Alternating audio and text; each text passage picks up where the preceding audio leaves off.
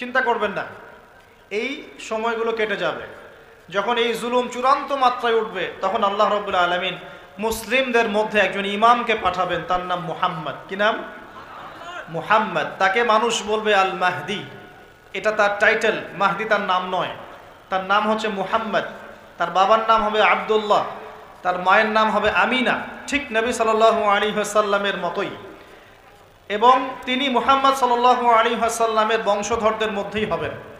মাহাদি চট্টগ্রাম থেকে বের হবে না, মাহাদি বুয়েট থেকে বের হবে না, বাংলাদেশ থেকেও তো দু চারটা মাহাদি অলরেডি বের হয়ে গেছে, বের হয় নাই? আর মাহাদি আরবি ভাষায় কথা বলবে। কি ভাষায় কথা বলবে? পাঞ্জাবি ভাষায় কথা বলবে না। আমাদের পাঞ্জাব থেকে একটা মাহাদি বের হয়েছিল ইংরেজদের সময়, ব্রিটিশ আমলে। সে বলেছে আমি মাহাদি, আমি ঈসা, নাউজুবিল্লাহ। পরে দাবি করেছে সেই নবী। আর বাংলার মাটিতে এদের দাওয়াত এখন খুব জোরে জোরে চলছে। নাম দিয়েছে আহমদিয়া মুসলিম জামাআহ, নাম শুনেছেন নাকি? তাদের এই নেতা দাবি করেছিল সে মাহদি, সেই ঈসা, নাউজুবিল্লাহ। তো মাহদি আরবি ভাষায় কথা বলবে ভাই, আর মাহদি হবেন আরব মায়ের সন্তান, পাঞ্জাবি মায়ের সন্তান না। পাঞ্জাবি ভাষায় কথা বলবে না, বাংলা ভাষায় কথা বলবে না। তিনি মদিনা থেকে আসবেন। কোত্থেকে? তিনি দায়িত্ব নিতে চাইবেন না, বরং পালিয়ে আসবেন মক্কায়। মানুষ তাকে জোর করে দায়িত্ব দিবে। আপনারা যারা হজ করেছেন, কাবা ঘরের এই যে তাওয়াফ তো করেছেন মাশাআল্লাহ, তাওয়াফ এবং এই যে আপনার মাকামে ইব্রাহিম, এর মাঝখানে ইমাম মাহাদিকে তারা পেয়ে যাবে এবং সেখানে তার হাতে বায়াত নেওয়া হবে এবং তিনি মুসলিমদেরকে ঐক্যবদ্ধ করে এই জুলুমের এগেনস্টে যুদ্ধ করবেন ইনশাআল্লাহ। বিশ্ব এখন অনেক কিছু দেখা বাকি আছে, হতাশ হবেন না। বিশ্বে এখন অনেক কিছু ঘটা বাকি আছে। মহামারী হয়েছে, জালজালা হবে, হ্যাঁ আল্লাহ পাকের আযাব গজবগুলো আসবে, নৈতিকতার অবক্ষয় হবে, জুলুম বাড়বে, ঘরে ঘরে ফিতনা ছড়িয়ে পড়বে। এর মধ্যেও আসহাবুল কাহাফের মতো কিছু মানুষ ঈমানও ধরে রাখবে ইনশাআল্লাহ। আল্লাহ পাক যাদেরকে দিয়ে কাজ নিবেন, আল্লাহ পাক তাদেরকে তৈরি করবেন। নতুন প্রজন্ম আল্লাহ পাক নিয়ে আসবেন। কোরআনকে কেউ মিটিয়ে ফেলতে পারবে না, সুন্নতকে কেউ মিটিয়ে ফেলতে পারবে না। এটা পৃথিবীতে থাকবেই ইনশাআল্লাহ তাআলা। প্রত্যেক দেশে দেশে, জেলায়, থানায়, প্রত্যেকটা জায়গায় আল্লাহ ভীরু কিছু মানুষ থাকবে ইনশাআল্লাহ তাআলা। আল্লাহ পাক তাদের অন্তরের মধ্যে গায়েবী একটা মিল বন্ধন দিয়ে দিবে ইনশাআল্লাহ তাআলা। এভাবে চলতে থাকবে সময়। যখন ইমামুল মাহদি আসবেন তখন বিশ্বে যুদ্ধ বিগ্রহ চলতে থাকবে, অনেক ব্যাপক যুদ্ধ চলতে থাকবে। তখন ইমামুল মাহদি মুসলিমদেরকে নিয়ে এই যে জালেম শক্তির বিরুদ্ধে যুদ্ধ করে ওই জায়গা স্বাধীন করবে ইনশাআল্লাহ তাআলা। কিন্তু তারপরেও দাজ্জালকে হত্যা করা যাবে না। দাজ্জাল খুবই শক্তিশালী হবে এবং তার অনুসারীরা হবে প্রচণ্ড শক্তিশালী। তখন আল্লাহ রাব্বুল আলামিন এই মিথ্যা মাসিহকে মেরে ফেলার জন্যে আল্লাহ পাক আসমান থেকে সত্য মাসিহ ঈসা আলাইহিস সালামকে আবার পাঠাবেন। বলেন সুবহানাল্লাহ। আল্লাহ রাব্বুল আলামিন সূরা মাঈদার মধ্যে বলেছেন ওয়ামা কাতালুহু ওয়ামা সালাবুহু, তারা তাকে হত্যাও করে নাই, ক্রুশবিদ্ধও করে নাই। বাল রাফাআহু আল্লাহু ইলাইহি, বরং আল্লাহ পাক তাকে তার দিকে উঠিয়ে নিয়েছেন। সুবহানাল্লাহ। তিনি কোথায় আসবেন? তিনি সিরিয়াতে নামবেন। কোথায়? সিরিয়ায়। এই যে টার্কি এবং সিরিয়ার জায়গায় যেখানে ভূমিকম্প হলো, সবাই তুরস্ক নিয়ে অনেক বেশি ব্যস্ত, কিন্তু সিরিয়াতে কিন্তু অনেক ক্ষতি হয়েছে, এদিকে মানুষ দেখছে না। আর সিরিয়ার মানুষদের কি যে দুর্ভোগ, কি যে দুর্দশা, এটা দেখার জন্য শুধু আল্লাহই আছেন, আমরা কেউই নাই। এটা দেখার জন্য শুধু আল্লাহ আছেন, আর কেউ নাই পাশে। এই 12-14 বছরের যুদ্ধ বিগ্রহে যা হয়েছে সিরিয়ার অবস্থা, ওইটাকে খেলার মাঠ পেয়েছে পশ্চিমারা। এই মাঠের মধ্যে তুরস্কও ঢুকে গিয়েছিল, এটাও একটা শাস্তি হতে পারে। ন্যাটোর সাথে ঢুকে সেও এখানে হামলা চালিয়েছে, এটাও হতে পারে, আল্লাহ ভালো জানেন। সিরিয়ার মাজলুম শিশুদেরকে আকাশের নিচে রাত কাটাতে হয়, 3 দিনে একবার খাবার পায় তারা। একই অবস্থা ইয়েমেনেও আছে। ইয়েমেনে যে বলা হয় যে 5 থেকে 6 লক্ষ মানুষ মারা গেছে বিগত গৃহযুদ্ধে 2010 সাল থেকে। আর সেখানে যতজন মানুষ মারা গেছে তার মধ্যে 60% হচ্ছে বাচ্চা। তো এই বাচ্চাদের কি দোষ ছিল? তারা কি জানতো শিয়া কাকে বলে, সুন্নি কাকে বলে?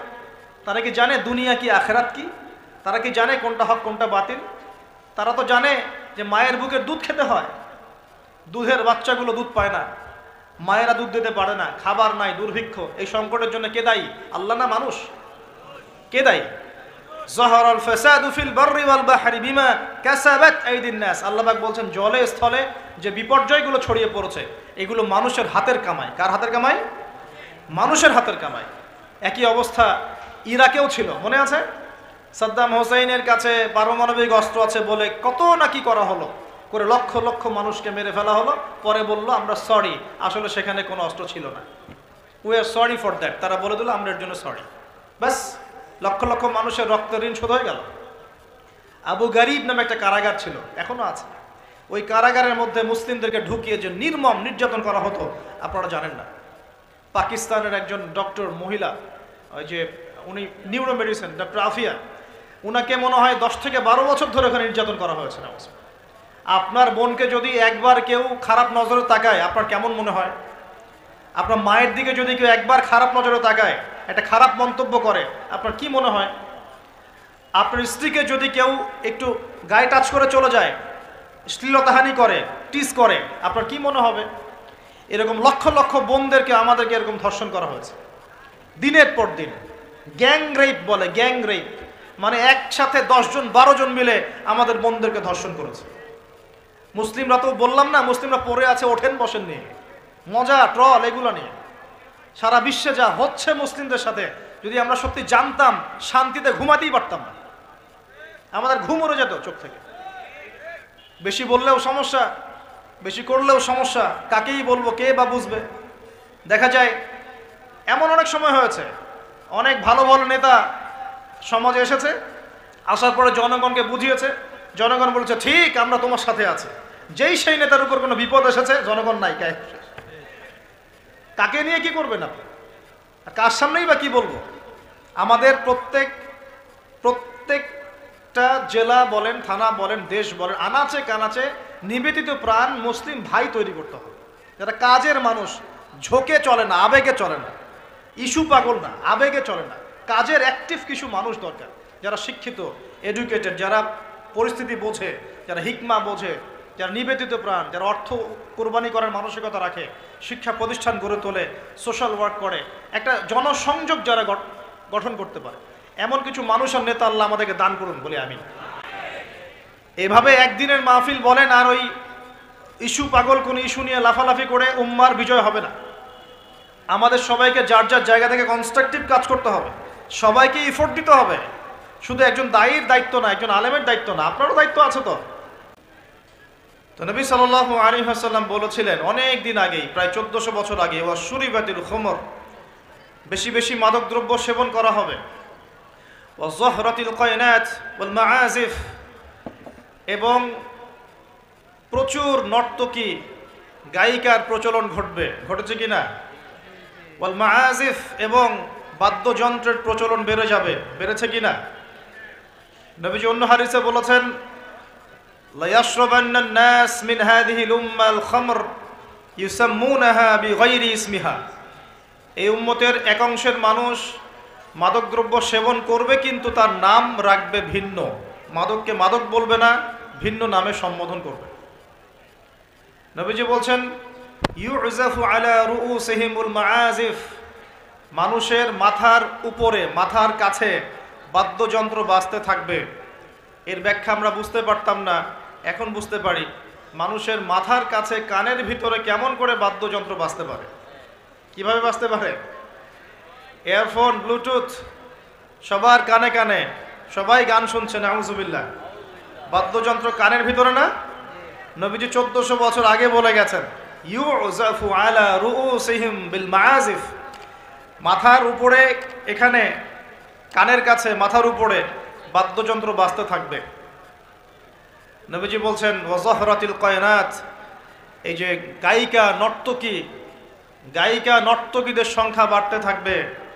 ওয়াল মাআজিফ, বাদ্যযন্ত্র বাড়তে থাকবে। ওয়াল মুগান্নিয়াত, এবং গান গায় যে মহিলা, এদের সংখ্যা বাড়তে থাকবে। বাড়ছে কি না? বাড়ছে। নবীজি আরো বলেছেন ওয়ালাআনা আখির হাযিহিল উম্মাহ উলাহা, এই উম্মতের শেষের দিকের মানুষেরা প্রথম দিকের মানুষদেরকে গালিগালাজ করবে। করছে কি না? শেষের দিকের মানুষেরা প্রথম দিকের মানুষদেরকে গালিগালাজ করবে, বলবে ইসলাম তো ওই যুগে চলতো, এই যুগে চলে না। ইসলাম তো ওই যে সেকেলে ধর্ম, মধ্যযুগীয় বর্বর এই কথাগুলো শোনেন কি না? উম্মতের শেষের দিকের লোকেরা প্রথম দিকের মানুষদেরকে গালিগালাজ করবে। নবীজি আরো বলছেন যে ওয়াসাদা কবিলুহু ফাসিকুহুম, একটা কওমের সর্দার হবে ওই কওমের সবচেয়ে ফাসিক ব্যক্তি। নাউজুবিল্লাহ। এমনটা হয় কি না? একটা কওমকে নেতৃত্ব দিবে সেই কওমের সবচেয়ে ফাসিক ব্যক্তি। ফাসিক কে? কে ফাসিক?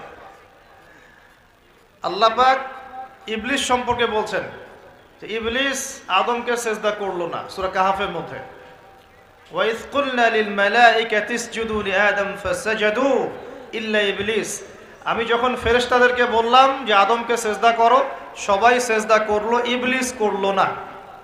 ফাফাসাকা আন আমরি রাব্বি, সে তার রবের আদেশের সাথে ফাসিকি করলো, মানে রবের আদেশ মেনে না চলাটাই ফাসিকি। আর নবীজি বলছেন ওয়াসাদা কবিলুহুম ফাসিকুহুম, একটা কওমের নেতৃত্ব দিবে ফাসিক ব্যক্তি যে আল্লাহ পাকের হুকুম আহকামের পরোয়া করবে না। ওয়া কানা যাঈমুল কওমি আরযালাহুম, সমাজের সবচেয়ে নিকৃষ্ট মানুষকে কর্তৃত্বের আসন দেওয়া হবে। এগুলো হচ্ছে কিনা সমাজের মধ্যে? আরো বলছেন ওয়াজাহরাতিল আসওয়াতু ফিল মাসাজিদ, মসজিদগুলোর মধ্যে শোরগোল হট্টগোল বেড়ে যাবে। যাচ্ছে কিনা? যখন এমন হবে নবীজি বলছেন ইয়াখসিফুল্লাহু বিহিমুল আরদ, আল্লাহ রাব্বুল আলামিন ওই সম্প্রদায়কে এই ভূমি সহ নিচে ধসিয়ে দিবেন। বলি নাউজুবিল্লাহ। এখন ভূমিকম্প আসছে কিনা? আরো বলছেন নবী সাল্লাল্লাহু আলাইহি ওয়াসাল্লাম ওয়ায়াজআলুল্লাহু মিনহুমুল কিরাদাতা ওয়াল খানাজির, আল্লাহ রাব্বুল আলামিন তাদের মধ্যে কিছু মানুষকে শুয়োর এবং বানর বানিয়ে দিবেন। বলি নাউজুবিল্লাহ। আর মানুষ কিন্তু বাহ্যিকভাবে বানর হয় না, দেখা যায় ভিতর থেকে বানর হয়ে গেছে। ভিতর থেকেই বানর হয়ে গেছে। ভিতর থেকে বানর মানে কি? বানর হচ্ছে এমন প্রাণী যে পাবলিকলি জেনা করে, পাবলিকলি জেনা করে। বানরের স্বভাবটা আপনাকে বলছি। বানরের স্বভাব কি? প্রাইভেট লাইফ আর পাবলিক লাইফের পার্থক্য বানর বোঝে না। কোন কাজগুলো প্রাইভেট লাইফে করতে হয় আর কোন কাজগুলো পাবলিকলি করতে হয়, এই কমন সেন্সটা বানরের নাই। আমার কথা কি বুঝতে পারছেন? প্রাইভেট লাইফ মানে যে কাজগুলো আমরা ব্যক্তিগত জীবনে করি, গোপন কাজ। আর পাবলিক মানে যে পাবলিকলি আমরা সবাই বসে আছি এখন, পাবলিক লাইফ। তো প্রাইভেট লাইফ আর পাবলিক লাইফের পার্থক্যটা বানর বোঝে না। আর আল্লাহ পাক কি শাস্তি দিবেন? বানর বানিয়ে দিবেন। সত্যি সত্যি কি মানুষ এখনো বানর হয়েছে? কাউকে দেখেছেন যে মানুষ থেকে বানর হয়ে গেছে? এমন কি হয়েছে এখনো? শুধু সূরা বাকারা একটা দলিল আছে, শনিবারের সীমা লঙ্ঘন করার জন্য আল্লাহ পাক বনু ইসরাইলদের একটা দলকে মানুষ থেকে বানর বানিয়ে দিয়েছিলেন। এই একটা দলিল কোরআনে পাওয়া যায়।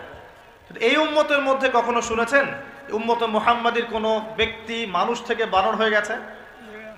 এটা হতে পারে মানুষ ভিতর থেকে বানর হয়ে যাবে, অর্থাৎ পাবলিক লাইফ আর প্রাইভেট লাইফের পার্থক্য বুঝতে পারবে না। এমনটা হচ্ছে কিনা? মানুষ এখন পাবলিক লাইফ আর প্রাইভেট লাইফটা একাকার করে ফেলছে না? বিয়ে করেছে, স্ত্রীকে দেখবে সে, ভালোবাসবে সে, স্ত্রী সাজবে তার জন্যে, এগুলো সব প্রাইভেট ব্যাপার। এগুলোকে মানুষ পাবলিক করে ঘুরে বেড়াচ্ছে না? বুঝতে পারছেন না মনে হয়? বাসায় শুয়ে আছেন, স্ত্রীর সাথে গল্প করছেন, প্রাইভেট বিষয়। এটাকে ফেসবুকে ছবি তুলে যারা দিল, সে প্রাইভেট লাইফটাকে পাবলিক করে দিল না? মানুষ প্রাইভেট লাইফ আর পাবলিক লাইফের পার্থক্য বুঝতে পারছে না এখন। নবীজি আরো বলছেন ওয়ায়াজআলুল্লাহু মিনহুমুল কিরাদাতা ওয়াল খানাজির, এবং আল্লাহ পাক তাদের মধ্যে কিছু শুয়োরও বানিয়ে দিবেন। কি বানিয়ে দিবেন? শুয়োর কেমন? ওর সামনে ভালো কিছু দিবেন, ভালো কিছু, ফ্রেশ খাবার দেন, ভালো কিছু দেন, টাটকা খাবে না। বাসি পচা নোংরা আবর্জনা তার সামনে দিবেন, খুব মজা করে করে খাবে। এখান থেকে কি বুঝলাম? এক শ্রেণীর মানুষ বের হবে এই উম্মতে, যারা হালাল জিনিস ওদের কাছে ভালো লাগবে না, হারাম ভালো লাগবে। বুঝতে পারছেন না মনে হয়? হালাল খাবার দেন, ভাল লাগে না। হারাম মাদক খেতে হয়, গাঁজা খেতে হয়, ইয়াবা খেতে হয়, ফেন্সিডিল খেতে হয়, না হলে ঘুমিয়ে আসে না। গরুকে চড়াবেন তামাকের মাঠ, তামাক যেখানে চাষ হয়। আমরা ওই যে বান্দরবন ওই এলাকার দিকে প্রোগ্রাম করতে গিয়ে দেখেছিলাম, মানে বিঘার পর বিঘা জমিতে খালি তামাক চাষ হচ্ছে, তামাক। তো ওই জমিগুলোর মধ্যে গরু ছাগল চরে না, কারণ গরু ছাগলও জানে যে এগুলো খাওয়ার জিনিস না। বুঝতে পারছেন কথা? কিন্তু মানুষ গোগ্রাসে খাচ্ছে, ডলছে, খাচ্ছে, টানছে। শুয়োর কেমন প্রাণী? যার সামনে ভালো কিছু দিলে সে খাবে না, খারাপটা দিলে আপনি খাবেন। হালাল ভালো লাগছে না, হারাম ভালো লাগছে। আল্লাহ পর্দাকে হালাল করেছেন, পর্দা ভালো লাগে না, বেপর্দামি ভালো লাগে। আল্লাহ পাক, আল্লাহ রাব্বুল আলামিন ইসলাম নাজিল করেছেন, কোরআন সুন্নাহ ভালো লাগে না, মানব রচিত ধর্ম ভালো লাগে, মানব রচিত বিধান ভালো লাগে। আল্লাহ রাব্বুল আলামিন হালাল খাবার দিয়েছেন, ভালো লাগছে না, খাবারটাকে ম্যানুফ্যাকচার করে ভেজাল দিয়ে খাওয়াতে হবে। আল্লাহ পাক দিয়েছেন পবিত্র সম্পর্ক, পবিত্র সম্পর্ক ভালো লাগে না, অপবিত্র জেনা ভালো লাগে। আল্লাহ পাক দিয়েছেন পবিত্র বৈবাহিক সম্পর্ক, ভালো লাগে না, পরকীয়া ভালো লাগে, জেনা ভালো লাগে, পতিতাবৃত্তি করতে ভালো লাগে। এটা শুয়োরের স্বভাব। কার স্বভাব? এটাই হতে পারে সেই ব্যাখ্যা আল্লাহ পাক বলছেন, তার নবীর মাধ্যমে জানাচ্ছেন, আল্লাহ পাক এই উম্মতের কিছু মানুষকে বানর বানিয়ে দিবেন, আবার শুয়োর বানিয়ে দিবেন। ভিতর থেকে বানর আর শুয়োর হয়ে যাচ্ছে মানুষ।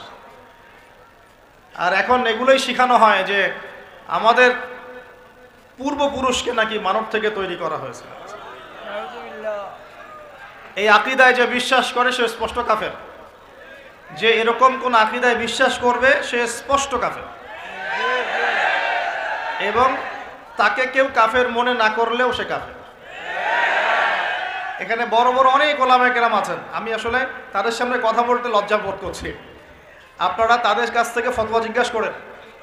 কেউ যদি বিশ্বাস করে যে আল্লাহ পাক মানুষকে নিজ হাতে আদম আলাইহিস সালামকে সৃষ্টি করেন নাই, বরং মানুষ বানর থেকে আস্তে আস্তে আস্তে আস্তে মানুষ হয়েছে, এই কথা যদি কেউ বিশ্বাস করে তাহলে সে ঈমান থাকবে না কুফরি হবে? ঈমান থাকবে? কোশ্চিন কালেও না। একজনকে চার্জ করা হচ্ছে।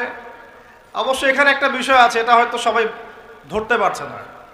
এখানে কিন্তু ইস্যু কয়েকটা আছে। একটা হচ্ছে বিবর্তনবাদ, একটা হচ্ছে ইতিহাস বিকৃতি, একটা হচ্ছে সমকামিতা শিক্ষা প্রদান করা, একটা হচ্ছে ইসলামিক যে মুভমেন্ট সেটাকে সবার সামনে নেগেটিভলি উপস্থাপন করা। এরকম কিছু ইস্যু কিন্তু উঠেছে। আমরা কিন্তু ব্যস্ত হয়ে আছি এই বানর আর মানুষ নিয়ে, তাই না? এখানে বানর আর মানুষটা মূল জিনিস না। এই পুরো জিনিসটার মূল বিষয়টা হচ্ছে এমন কিছু প্রবর্তন করার চেষ্টা করা হচ্ছে যেগুলোর উপরে যদি আমাদের প্রজন্ম 10, 20, 30 বছর পড়াশোনা করে তাহলে 20 বছর পর একটা প্রজন্ম আসবে যারা আল্লাহকেই চিনবে না। এইটা উদ্দেশ্য ছিল, এটা উদ্দেশ্য। আরেকটা বড় উদ্দেশ্য হচ্ছে ইতিহাসকে বিকৃত করা।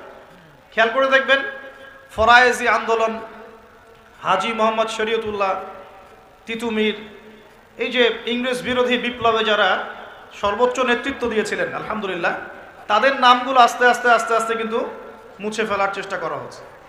এবং এই জায়গায় কিন্তু এমন কিছু শাসনকে হাইলাইট করা হচ্ছে, যেমন সেন শাসন, খেয়াল করেন নাই? তাদেরকে হাইলাইট করার চেষ্টা করা হচ্ছে, এটা খুব ভালো ছিল। একটা জায়গায় দেখলাম লিখেছে ওইটা নাকি গণতান্ত্রিক ছিল। তা আমরা প্রশ্ন করতে চাই, ওই সময় গণতন্ত্র ছিল? সেন আর পাল বংশের সময় গণতন্ত্র বলে কিছু ছিল? কি দিয়ে মানুষকে কি শেখাচ্ছে আল্লাহ ভালো জানে। তো শিক্ষা ব্যবস্থার বেহাল দশা। কি দশা? বেহাল দশা। আমাদের সন্তানদের ব্যাপারে যদি আমরা সতর্ক না হই তাহলে ওই যে নবীজি বললেন ওয়াতুউল্লিমা লিগাইরিদ্দিন, ভূমিকম্প, আল্লাহর আযাব গজব আসার অন্যতম কারণ হবে ধর্ম বিবর্জিত শিক্ষা চালু করা। চ্যানেলটি সাবস্ক্রাইব করে আমাদের সঙ্গেই থাকুন।